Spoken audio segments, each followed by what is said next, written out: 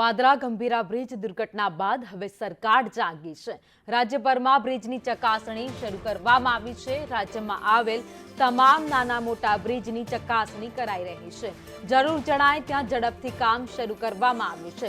એટલે કે રાજ્યમાં કોઈ પણ ઘટના બને ત્યારબાદ જ સરકાર જાગે છે એ વાત અહીંયા દેખાઈ રહી છે।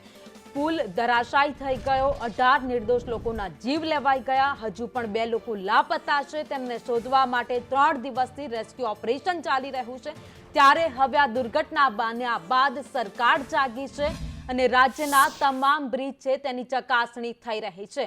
જ્યાં સમારકામની જરૂરિયાત છે ત્યાં તમામ જગ્યાએ સમારકામ થઈ રહ્યું છે। તો વડોદરાના જર્જરિત બ્રિજ પર દુર્ઘટનામાં 18 લોકોના મોત થયા બાદ હવે તંત્રની જાણે કે અચાનક જ ઊંઘ ઉડી ગઈ હોય તેવું લાગી રહ્યું છે। તંત્ર દોડવા લાગ્યું છે અને રાજ્યના મોટાભાગના વિસ્તારોમાં જૂના જર્જરિત બ્રિજની ચકાસણી કરવા અધિકારીઓ હવે પહોંચી ગયા છે। ખેડા અને છોટાઉદેપુરમાં બ્રિજ બંધ કરી દેવાયો છે, તો સુરતમાં પણ બ્રિજ બંધ કરાયો છે, તો અમદાવાદ અને ભાવનગરમાં બ્રિજની ચકાસણી શરૂ કરાઈ છે।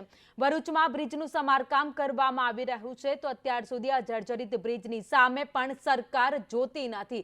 એટલે કે રાજ્યમાં જ્યાં સુધી કોઈ પણ ઘટના ન બને ત્યાં સુધી સરકાર અને અધિકારીઓ ઊંઘતા રહે છે। કોઈ ઘટના બની જાય, નિર્દોષ લોકોના જીવ લેવાઈ જાય ત્યારબાદ જ આ લોકો જાગે છે અને ચકાસણી કરી કામગીરીની વાતો કરે છે।